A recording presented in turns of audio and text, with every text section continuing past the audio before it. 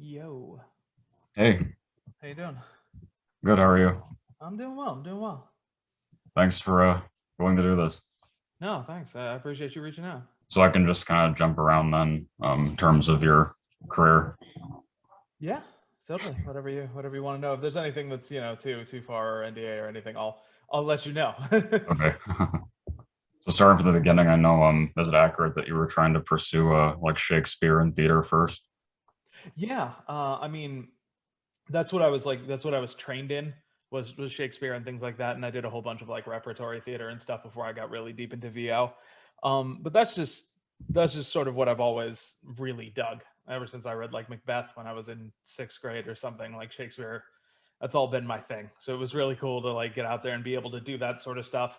Um, but I don't think, unless you're Patrick Stewart, there's not a whole lot of like career in Shakespeare acting. Yeah.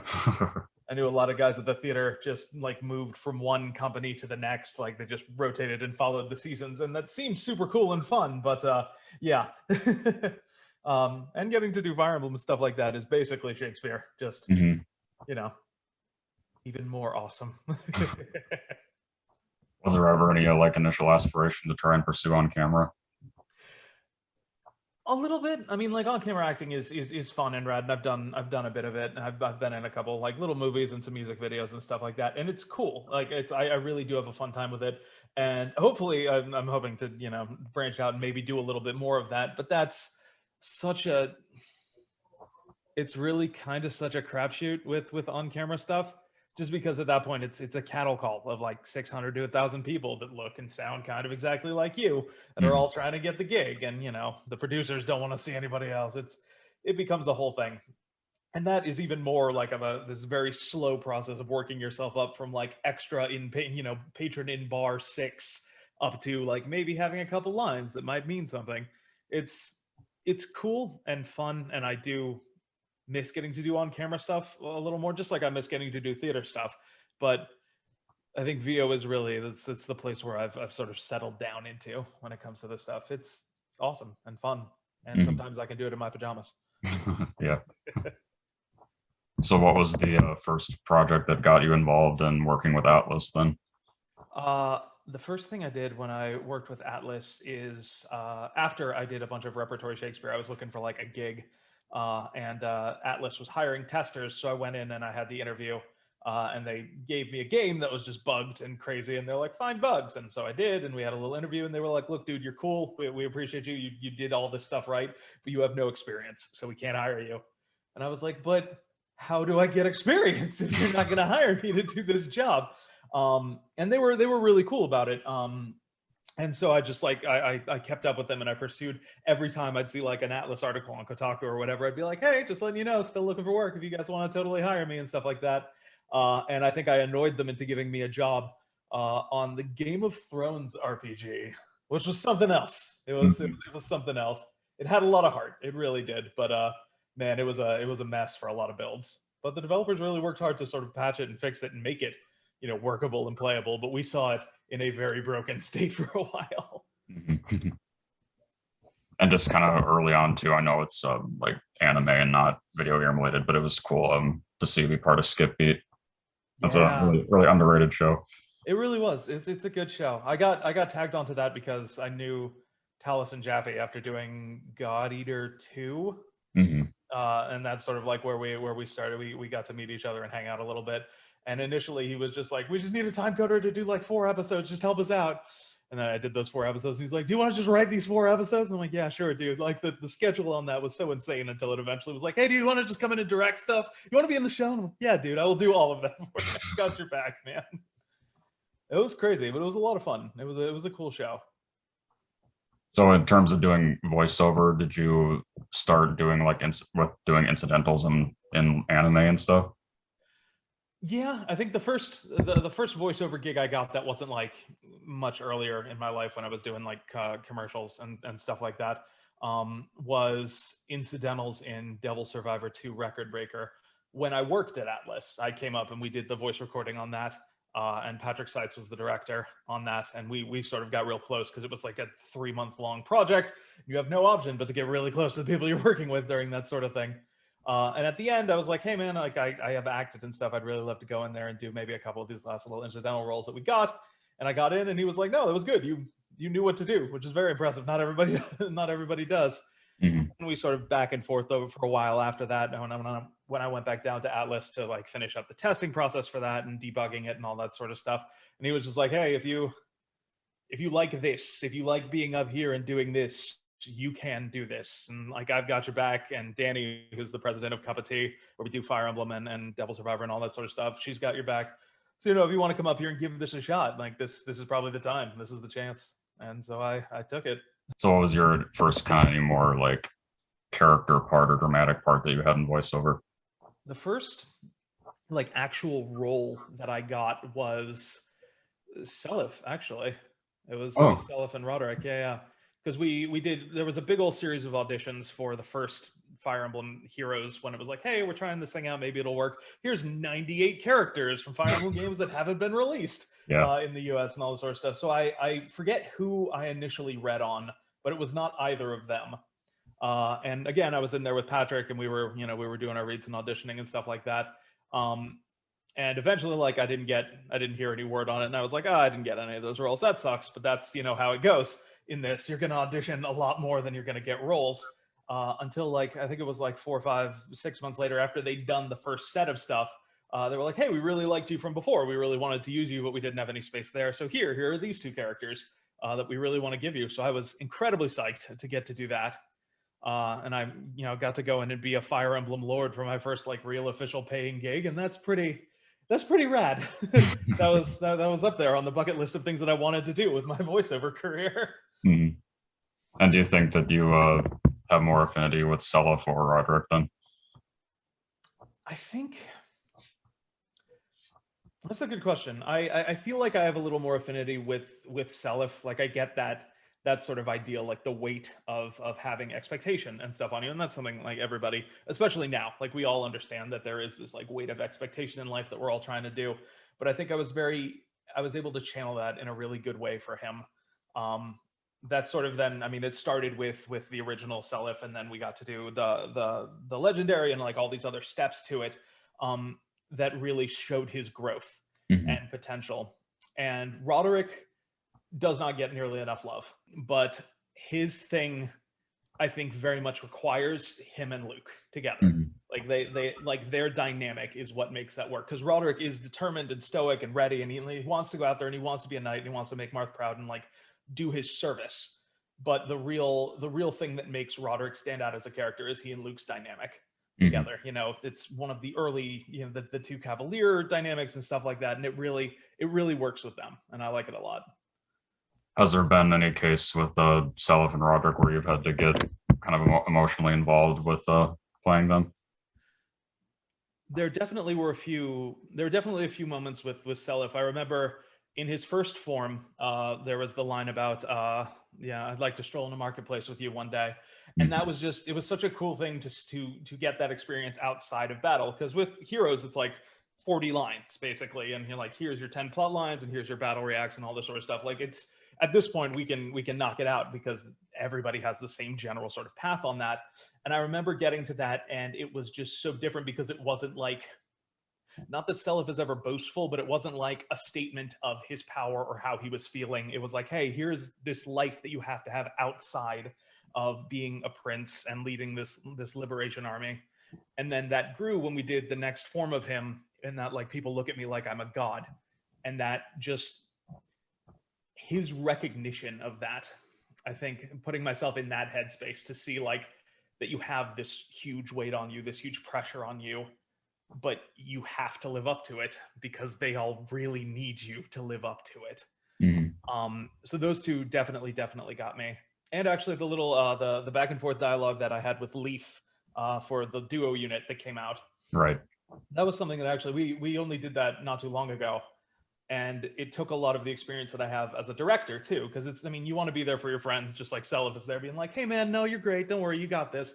But it's not just that like, hey, I want you to be okay eventually. It's like, I love you, man, I respect you, but I need you to be okay right now. I need you to pull this together for me. Let's do it. And so that just, pulled in all the direction that I'd done over years and years and years. and knowing Nick, like I had in my head a little bit how he probably said it, so we could like kind of work it. And I think it came out really cool. It sounded really natural and fun. It was a good one. I'm sure it was super fun to do the like Christmas skins for Ignatz recently. Yeah, that was super fun. Especially we went through all the time of like every student getting in that wasn't Ignatz. It's like, all right, cool. There were memes. There were so many memes. That's just like, I feel like I forgot something. Well, if you forgot something, it probably wasn't that important. Just Ignatz. To be fair, I think if anybody would be like, no, you guys can go first, it would be Ignatz. Right. But the Christmas skins and stuff like that are super fun because it is a chance to be like just a little broader and just a little sillier with these characters that you spend a lot of time having like emotional depth and connection with, and like, oh God, I've killed a man. What blood is on my hands? To suddenly just be like, my line, but now about presents. So it's real fun, and like it is an opportunity to really let loose with those characters. I remember specifically, actually, in kind of an inverse way, like when the Duma possessed Celica thing. Oh, right. It's so cool because Erica Limbeck is phenomenal, just absolutely phenomenal as an actress. But it's one thing to spend so much time like being this character who's like, okay, I'm gonna be nice and kind, and then like to really get to like let loose and be like that character, but twisted and violent and dark. And we got to explore a little bit of that with Ignatz in Three Houses. Like he gets definitely darker after the time skip and stuff like that. And it mostly shows up in the lines that are like, if you have to face him, but you are on the other side of that battle and you knew him well enough, it's never like aggressive or angry, but that taking this real nice kid who just wanted to do his best and just wanted to go out there and paint, and now he's here. He's gotta do what he's gotta do. Poor Claude in the back, just, I got you, buddy. We'll be okay. Kill your friends. We'll be fine. I'm sure it's obvious to ask, maybe, but do you think that you personally relate to Ignatz the most with the characters you've played? Probably, if I was going to rank it, I would say, yeah, I'd probably relate to Ignatz the most. Just that, I mean, that creative struggle is just something, especially because it's quite literally the day-to-day experience of my life, is that creative struggle. And like he says in, I think it's the A support, it may be right before the S support, where he has those lines about like, I always needed somebody to like tell me that I was doing okay with this, that it was all right to go out and do the things that I wanted, and you never talked down to me, and you never like pretended like it wasn't important that I wanted to do these other things. And that stuff is really, that's really where the heart of Ignatz is. And that's where I related to it too, because very fortunately, I have had parents that are incredibly supportive of me, and they want me to go out and do the things that I want to do. But you still need that, you know, you need somebody to be like, hey, no, you can do it. You can go out there. You can try this. You can make it work. And what do you think the darkest headspace you've had to go for playing him was? The darkest headspace we've had to go in for Ignatz, if Raphael's on the other side of the battle, where he gets really like, you chose to be with the Empire, man. Like, you knew what you were doing when you started this. And then one of his battle lines, because we did all the battle lines on the first day. We did all of the pre-time skip battle lines, and then we did all the post-time skip battle lines. And that was just a huge dynamic shift between like, oh God, I'm here doing the thing. And then he gets like real cold and real dark in the back end. There's one, I wasn't about to let you go, which I think is one of his victory lines when he takes somebody down. And the headspace that I was in for that, the thing that I thought was really important about it, and that Patrick did his best to try to bring out of me, was this sentiment that like, Ignatz doesn't want to be there. Obviously, he doesn't want to fight if he doesn't have to, but he does have to. He is there, and he's kind of has to make the best of it. But it's the sentiment that like, if he had let them go, if he hadn't done this thing and been the scout and took out that person or took out this general, they could have gotten to Raphael or Hilda or Marianne or anybody that he really does care about. So it is him, to a very solid degree, rationalizing having to take a life, but also knowing that it is the only way to keep the people that he cares about safe. And what was the kind of like story with how you developed his voice? I went in there and I auditioned for 3 characters for 3 houses. One character from each house, actually, huh? And I went through the other two first. Ignatz was the last one I read, and by the time I had gone through the other two, I realized that, or rather, I saw that Ignatz couldn't be that same sort of thing. Like the other two were fairly confident in themselves, sometimes too confident in themselves, and that was part of their character. But it was about Ignatz's innocence and his like, okay, I guess we're here, we're doing the thing. So honestly, I threw it into my upper register because I knew he was objectively younger, and he would have that nervousness, which I very often do. So I was like, no acting required there, super easy. And very fortunately, it went well, and they felt real confident about picking me for it. But I do remember on the first day when I came in, they were like, "Hey, we're gonna play you some of the Japanese," and the Japanese Ignatz has a voice like a little flute. It is Yeah. very impressive, and it is super high up there. And he's such a good actor. But I was like, "Oh man, that's really high. That's probably higher than what I did." And they were like, "Yeah, we're gonna give that a shot, but I think we like where you landed on this. I think that's better for our audience for you to." Not quite all the way up there. And I was like, oh, okay, good. Oh man. And so instead it kind of got worked into like the little panicky moments he gets up there, that little like, oh, Raphael, like that lets him get into that super, super high register. Mhm. And just generally, what do you think is the case where you've had to alter your voice the most so far? Ignatz definitely has to go high sometimes. Seliph and Roderick are both fairly natural. Seliph is a little higher.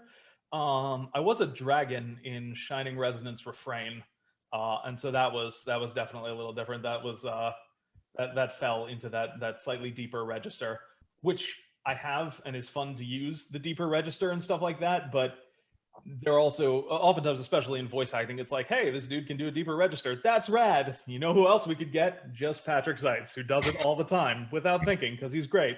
But getting to use that on occasion is real cool and fun. And sometimes it like dips into that death metal-y place with like just the little rasp and the little growl. There was one in Radiant Historia too, Palamedes the Executioner, who's like the first boss you fight, and then you die, and they're like, "Cool, we're gonna rewind time 9 times so you can fight him." But he also has the like death metal vibe to him, and then they throw all sorts of filters on it, so it sounds really really cool. But that's like the farthest my voice gets when you're going that low. For the higher register, I was a capybara in God Eater 2. Oh yeah. God Eater 2. And that it's not so much of a voice thing as just like, cool, do fun sound effects. That's fun. It's a cool opportunity to play around with that stuff that like you don't often get to, especially if you're not D. Bradley Baker. Well, I would think maybe too that since you played a few different characters in One Punch Man. Oh yeah. One Punch Man is definitely good for that because there are so many characters, and they really like the charm of that series is everybody is so dramatically different. Sometimes from like the wacky side to the serious side. I do get to do a little like a little twinge of an accent with Nan, the cat villain, and that one's kind of fun. That little like, oh, Puri prisoner is not here. It's just that little like slight refinement because he hates being a cat and something that like you would dismiss. So he wants that extra refinement. He wants to be intimidating. He wants to be a villain in a different way than like Palamedes, who just wants to be big and tough and murder people. And Nian wants to be a villain more like Loki. Like he wants that like slight posh, I'm right, and I'm going to destroy you all because it's very simple for me to do that. And how'd you get involved with playing on Melvin Wayans?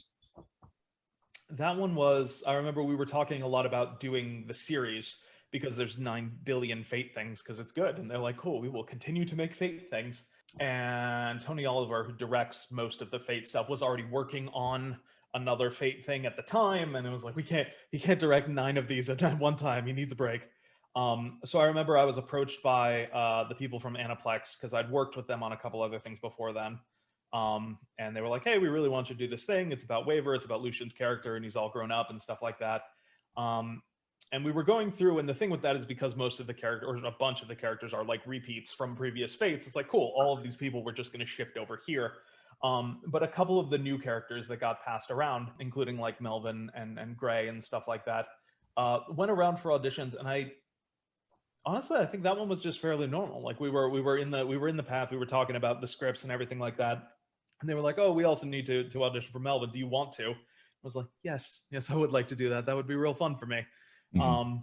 And yeah, it turned out real well. That also is just, it's a very natural, easy, fun character for me. And he has the Ignatz haircut when he's a Mhm. kid. And like that second episode where they do flashbacks, and I was like, what? All the bowl cut kids. And in the case where you have roles in anime where you're also directing the series, are you directing yourself too? Primarily, yes. Sometimes if you're real lucky, you can get someone else to come in and back you up. I know on Danganronpa, the series, when I had my episode of that, we had just finished with somebody who then was like, hey, do you want me to like stay in and direct you? And he was amazing. So I'm like, yeah, you can hang out and help me out with this. But generally, yeah, it's you directing yourself. But I like to go to the engineer, and I really like I value their opinion, because not only do they have the technical knowledge to make it sound good, they have a lot, I don't want to say a lot more directing knowledge than they think, because they definitely know the right answers to a lot of these questions. But like I think it's cool to get the chance for them to explore that side of it, Mhm. um and mostly I torment them, and I feel really, really terrible for that I do like 98 takes of one line, and I'm like, were any of those good? And I'm like, the first one was fine, we're moving on. But yeah, no, I think they help me out so dramatically when it comes to those things, when especially on like self-directing and stuff like that. You can tell when you do a line read, and you look at it and you're like, oh, okay, that one was good, or like, oh, that was trash. We're gonna start over on the scene. And also on that same topic, how was that process with playing the Demi Fiend? The Demi Fiend was really, I think it was the last thing we did that day, because the Demi Fiend obviously doesn't have like a plethora of dialogue to do. But we'd gone through the writers, and we'd gone through Loki, and we'd gone through all of those other characters when we finally got to the Demi Fiend. Um, and with that one, actually, we were really lucky, because we did also have the clients in the room. We had the people from Atlas who had taken all the time to redo the scripts, and had really dug in there with the characters. And had been a part of the casting process as well. So they really knew, they knew their way around these people and their voices. So when we got around to actually doing the Demi Fiend stuff, it was that one big chunk that they used in the trailer, and then all the various reacts and fighting, and like, ah, damn it, the pain. But we really just dug in on that first couple, on that little Tokyo Has Died, and I was born bit. And I think once we had that solidified, like we knew where he was. It wasn't too young, he wasn't too old, but he still had to be like a kid who just walked out and suddenly was infinitely powerful. And once we had all that solidified, we just cruised through all of the attack and defense stuff. Because when you're in this industry, and especially when you do video games and anime, you have done attack and defend and damage so many times. But the fun is still in finding the individual unique ways for every character to get hurt. It's Mhm. like the coolest thing about, or one of the most fun things for me about finding a character, is figuring out how they laugh. That's always like, I feel like when I got their laugh down, that I like am understanding of them in a deeper way. And I know everybody else I've talked to has like different stories of Michael Sir Nicholas. So I know you've been in a few different NYAV things. So Ah, yes. He's really cool. He's very, very talented. Um, and he has a very strong energy when he's in when he's directing and really working on stuff. I remember the most time we spent together was less when he was directing me, because I think he drove in and he directed me on a bunch of Gundam stuff here and there. But I think the most time we spent together was when we were doing My Life as a Zucchini, which was it was an Oscar nominated foreign film that we did a dub for, with okay. Elliot Page and Nick Offerman and a couple really, really cool people. I would go to the sessions because I wrote the dub, and he would be directing it, and it was weirdly impressive, because like my father is a director as well, and my mom is a producer. So like I've been around sets and that sort of thing, and I've seen that. And my dad is super, super good at getting people who aren't actors to give great performances. And my mom like has this really great ear for like how something will sound over the radio as an advertisement. So they primarily did commercials and stuff like that. But this was the first time I was seeing like somebody work with like a celebrity talent, for lack of a better word. And all the celebrity talent I had experienced so far was like people who I was a super huge nerd dork fan Mhm. of. So like when Yuri Lowenthal would come in to do stuff, I'd just be like, oh, okay, this is all right. No, it's cool. It's fine. That read was great. Everything's great. You just stand there. We'll act around you, buddy. You're killing it right now. Yeah. But it's just that it's a very casual energy. I'm just like, cool, you're here, you're doing this thing. I appreciate you taking the time out to do it, you know, because I know you probably have a lot of other things you could be doing, but you really wanted to be here for this project.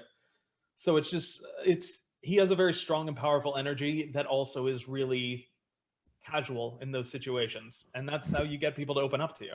I don't think I've had a project or anything that I have not, at the end of the day, been like, this was cool, this was worthwhile, and I'm glad I did it. Even in the crazy ones where it's like, hey, write 4 scripts this week, or we need you for 12 hours to scream constantly. It all is, it's rewarding in its own way. And it sounds like a very like end of a sports game answer. Like, yeah, we got out there and we listened to coach and we did the thing. But it's, I don't know. It's even the challenges are cool and fun, most often in retrospect. At the time, it's like, God, please let this be done. But yeah, it's a lot of fun to be a part of these things and help to create something that you know other people will enjoy. Mm-hmm. I take it that you probably became friends with tons of people in the VO community like shortly after you started. I like to think so. I like to hope so. I mean, I know that I get a better experience of it because I am a director. So oftentimes people come to me and it's less of like, I saw you in the hallway once. You're really cool. We've been brother and sister in 8 projects. Like, we should know each other by now. Yeah. But I do feel that like as a director, I get to spend more time with them. So I get to like really work on this stuff and I get to become real close with people. And I get to know real well what people's strengths are. And that's real fun. The few times that I do get the opportunity to like help out with casting or pitch to people about like, you know, it would be great for this role. It's really cool to know somebody's strength and what they can do, like falling off a log. Like it's easy. It's like a back pocket voice for them or character for them. Like Laura Post with Catherine is just, it's incredibly easy to direct because she is just naturally there. Mm-hmm. And not just voice-wise, but like character-wise, she can drop into Catherine like it's nothing because it is very simple for her to be that character that like, I'm in charge, I'm awesome, I got this. But it's also really fun to know what they can do that they don't get an opportunity to do a lot. You know, that's sort of like, oh, they do have this weird voice, they do have this higher register that they don't get to use. Like they always want this opportunity to be like the fun comic sidekick and occasionally getting to like dip out of the thing that you kind of get cast for. But that's sort of another part of the fun adventures, knowing the things that you're good at and that occasional like, yes, I've jumped out of it and I found this other cool thing that I can do now. Mm-hmm. Yeah, I was just, I just recently discovered that video of you and Laura and Xanthi playing the instruments. Oh, yeah. Playing is a strong term for what I was doing with that instrument. I think I got one solid noise and I don't think the camera was rolling. Yeah. Yeah, speaking of sound, what were your thoughts on playing Shuichi? He was really tough, particularly in that movie for a lot of reasons. Like, he is a great character. I really do like Shuichi, because he's a romantic lead that kind of you don't want to win. Not in like a mean way, like, oh, he's a jerk and you want, you know, no, Kumiko, you shouldn't be with him because he's an asshole, but just like, there's kind of an established like shit going on there, and Shuichi is just hanging out. He's doing his best. He doesn't know what's going on. But the growth in particular in that movie was one of the things I really liked about him, because I loved the series. I loved getting to sort of watch my way all through that, and I loved the Liz and the Bluebird. Like, hey, we're just going to turn the camera real intense on these characters that are like side characters and really let you see them. But I think Shuichi got the most growth in the movie, because it starts with that the confession on the bridge is sort of like, hey, I really do like you and I don't know what to do about this because I'm a teenager and I'm doing my best. And then that sort of growth into the end, that acceptance of like, look, clearly we don't know what we're doing with this right now. We don't know whether or not we want to try something or we want to go on dates or we don't at all, and you want to be with someone else.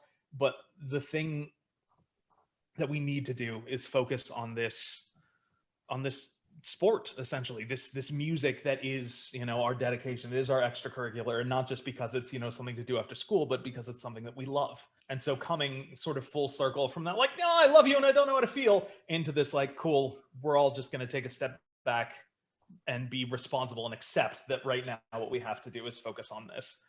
It was a really challenging and really fun project. Especially he has that one scene sort of in the middle where he and Kumiko go on a date, for lack of a better term, and like he's not sure how to handle it or what to do, or like, oh god, do I kiss a girl? And it's very much was an experience that I had. So again, no acting required to be like, I don't know what to do in this situation.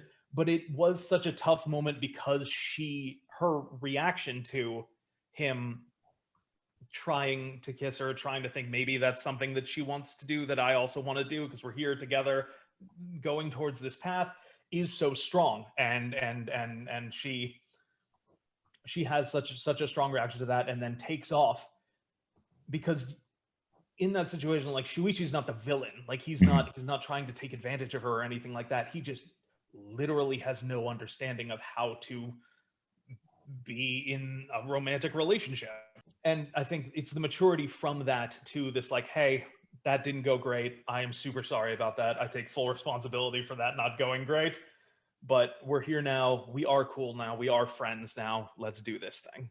Mm-hmm. It's really, it's a tough and fun journey to play. Do you think that you have a preference in working on like lighter, more realistic projects like that opposed to horror or dramatic?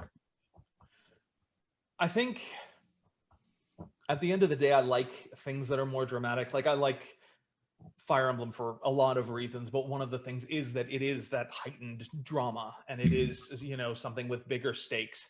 I like when they can mix things that have those bigger stakes with reality, which is why I think Three Houses is absolutely at the top of my Fire Emblem list, because, hey, these are kids and they have to go to school and they have to learn and live a life and exist, but they also have this much higher level responsibility that they have to take care of, you know, and then the journey through it to the war arc and all that sort of stuff. I think I like to watch things that are lighter in tone, just because sometimes the world is crazy. I'm like, cool, I'm going to put K-On! I just want to... They're playing music and they're having a great time, and this is fantastic. And I think you get to do the occasional, like, dramatic moments are stronger when they come in something that is, like, not always at that heightened tension, but getting to explore those heightened tensions, you know, like the really intense games, the Devil Survivors, because the world is literally collapsing around them, Fire Emblem, because it's literally war. Those are, I guess that's where I'd say, like, I prefer to act, but it's also super fun to come down from that and just, you know, have a show that is about fun and hanging out, because that matters. That's important. Yeah. And I haven't really seen you talk about Conan yet. It's cool to see you as Makoto. Yeah, Conan is super fun, especially because that was one of those shows that, like, I saw when I was a kid, back when it was it the Funimation dub where they, like, changed the names? Yeah. Because I remember specifically when we were doing it, the first Conan thing that I was involved in is I directed the red. There's so many. But it was the one where they go to Osaka, and they meet Heiji and all this sort of stuff. And every once in a while, we would just crack, like, Harley Hartwell from Ontario, Canada, which was like the thing that they had changed it to in the Funimation dub, which made so much sense. Like, it absolutely made sense when that first came out to be like, cool, let's move this. Let's change that name. Let's Americanize this, because that's the only way that anime can work in the US right now, is if we do all those things. And now that we're sort of farther and it is its own niche, and Anime Expo is a gigantic event and all these things, it's like, cool, we're going to let a lot of this more Japanese culture breathe when it comes over here. But doing those things is so fun because it has all that history. Like, there are 1,000 episodes of that show just existing, and 30 movies and all of that sort of stuff. So jumping into that for something like Makoto in the Fist of the Blue Sapphire, because you have to build on all that history that you weren't there for. You know, going back and dubbing 1,000 episodes is real tough and real crazy. So, you know, you just have to. It's one of those things. Generally, you can come into a session and not know anything about it, and you can trust the director and the client and then whoever's there to, like, guide you and be like, hey, here's what's going on in this moment and why it matters, mostly because you're on that journey with them. But something like Makoto was like, there were a bunch of lines in there that thankfully the director had done his research incredibly thoroughly on that. And so we knew like, hey, this is a shout out to this episode from ages ago, because it is banking on another relationship that existed that the people who have seen all these episodes will know, but you do not because it's brand new to everybody here. He's fun because he is a little tougher than a lot of the characters I get to play. Like oftentimes I land myself in the role of like Ignatz, who is strong but sweet, and Seliph, who is powerful and is physically a good fighter and all those sorts of things, but is not, that's not his natural default state, is to get into fighting. And Makoto is sort of the inverse of that because it's still not his natural default state to get into fighting, but because he is the strong and silent type first. It's sort of like, I don't want to do this, but if you push me to it, I can, and I will. And going back to video games, how'd you get involved with playing Tepe in Genshin? Tepe is so, I love Tepe. So many people sad, which was what I wanted, but also was very confusing for me. I auditioned for one of my, obviously Genshin is huge, and I think much bigger than anybody anticipated when it was just like, oh, this cool game. Oh, those characters that look rad. Oh God, the success. One of my friends was close with the director and wanted to pitch me for another role. So I got an audition for one of these other roles. And I felt like I did pretty good on it. I felt like it, generally when you do auditions, you kind of have the feeling, not necessarily like, hey, I'm going to get this, or hey, I'm not, but like that was good work. And it is completely possible that they will consider this for the role. And that's kind of the best you can hope for in those situations. But I felt relatively confident about it. And then a couple weeks went by, a couple more weeks, and I'm like, I don't know, they're recording this, maybe it hasn't come up yet. And then I got a like, hey, we need you to come on in and do stuff for Genshin Impact. And I was like, oh, sweet, dope. Did I get that character? Is that what it is? I can't ask them. That would be weird. Okay, I'll just wait. We'll just wait it out. It's a 4-hour session. That's got to be something, right? That's like a thing. And eventually I went in, and I remember, I think it was very early. Like I'd met the director a couple times before, but you know, we had the pleasantries like, hey, here's the guy from MiHoYo. So your character is gonna die. I was like, what? And he's like, yeah, sorry, dude. It's gonna be real harsh, but he's gonna die. And I was promised a glorious death in battle, which I did not get. But I think the way he went out by the time we actually got to that was poetic and right and good for him. But I felt really good about all the stuff that I'd done as Tepe, especially when you audition for something and then end up with something else. There's always a part of you that's like, who got that other thing? Because like I was good and I'm glad I got this thing over here, but I'm like, where did that end up? And the guy who got that other role that I auditioned for was so undeniably perfect for it. That was just like, I am more than happy to be here and in your supporting role as Tepe. Like you are absolutely killing it on this role. So getting to come in there and do something like that, to have an arc, like an arc that like completes in Genshin, in any of those sort of large scale games is rare. And so it was really cool to fully explore somebody like that. And who knows, maybe he'll come back. Maybe he'll get a vision and return in glorious vengeance. Yeah. Yeah, I think that fan art that you had commissioned of him, that's like one of the prettiest I've ever seen for a Genshin character. It's real, and that artist is so phenomenal and did so much work and put up with all of my ridiculousness on that. But like once they created it and they showed me the draft, and I was, this is perfect. It's right there. You've captured everything I wanted to capture about him. This is going back kind of related to more emotional things. Has there ever been a project that you've voiced in where you had to like step away from because it was so dark and draining? Wow. There have definitely been some where there's actually one recently that I can't talk about. Okay. Like I obviously can't tell you what it is, but we had to get to this point with a character that was so divergent from who they were. Like they started one place and then there was a brief moment where they became someone else. You saw it from a different angle. And I remember we got through it because it was like a chunk of stuff with them. We got through it and we called a break, and like I stepped out into the kitchen and got a drink and everything like that. And like 5 minutes passed, and 10 minutes passed, and I was like, all right, we should probably get back in there and keep doing this. You've got a schedule, you got to keep, and stuff like that. And what happened to the actor? And I remember I couldn't find them, and I went outside and I checked, and they were just like sitting, staring empty outside, just like staring at the ground for a hot minute. It's like, okay, cool, we're gonna stop right here. And we both, we kind of talked it out a little bit about how intense it was to go through something like that. So it absolutely happens. The one that hit me hardest in the booth was the support for Ignatz that I was crying through most of. Right. And poor Patrick and Danny and everybody had to put up with me having this emotional breakdown of like, people need to hear this. But it's the sort of thing where with that, especially if you are, if you've taken that journey with somebody through that character, you know how to fix it. And Patrick came in there. It was a big old bear hug. He's a big old dude.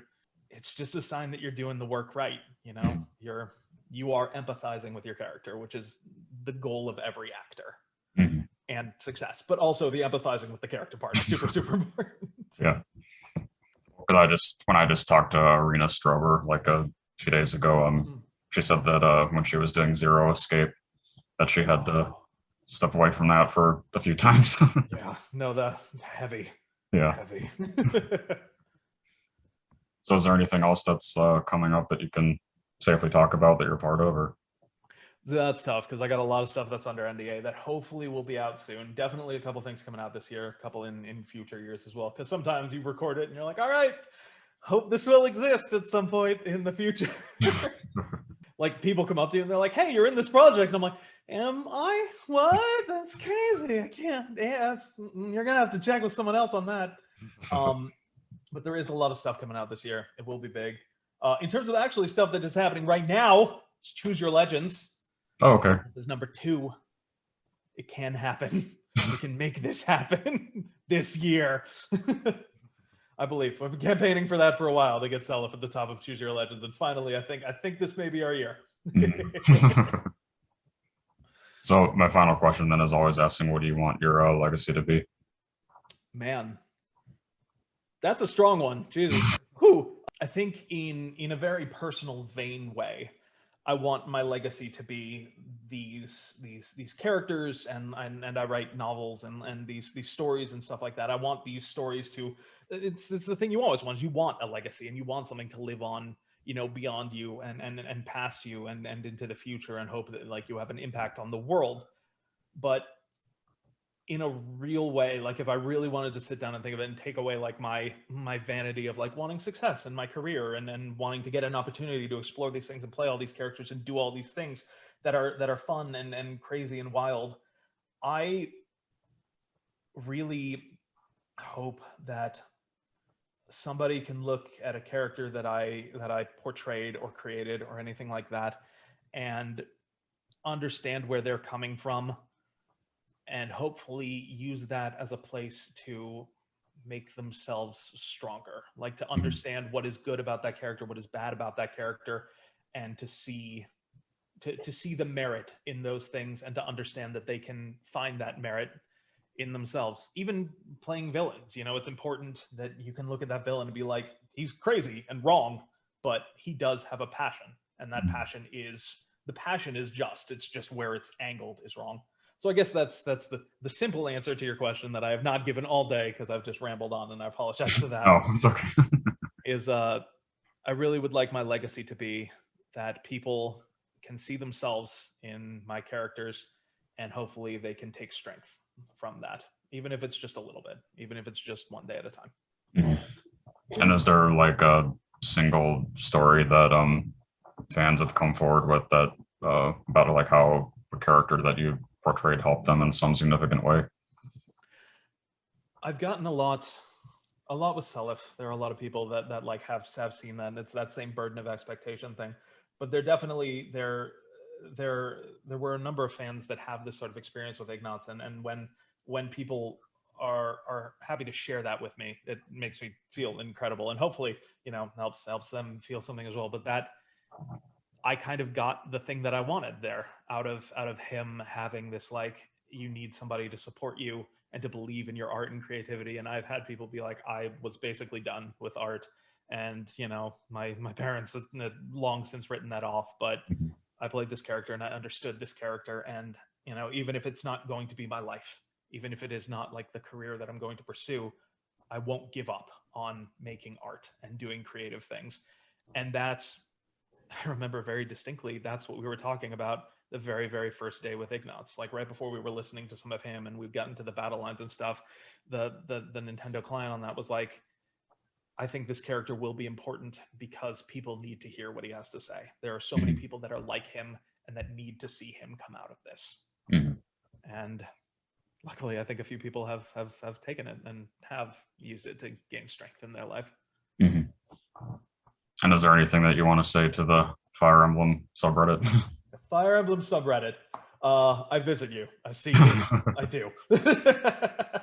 It's right there. It's in my top 3. It's Fire Emblem and then like 3 D&D subreddits. But I mean, the very basic thank you, obviously, for being fans and coming out and playing these games and supporting them and making and really making them stand out. Because Fire Emblem was nigh dead when Awakening came out. That was the last hurrah. And they were like, hey, we've got one more. We're going to use all the coolest stuff that we've done in the past and we're going to put it in here. And it was the fans really, really caring about it and the work that the team had put in to make a game that was like that incredible and hit you not only emotionally, but it was fun and silly, and it was also like deathly serious and intense. And so when you guys go out and buy those games and support it and tag us in stuff on Twitter and share your stories, like that is what helps those stories grow. And there's nothing more important than stories. So thank you. Also vote for Seliph. Choose your Legend 6. It's happening right now. We can do this. Well, thanks. I'm glad that we got to do this. Yeah, man. No, thank you so much for reaching out and everything. I really do appreciate it. And I've watched the other interviews. I love what you do with it, man. Oh, thank you. Thanks so much, man. I'll see you soon.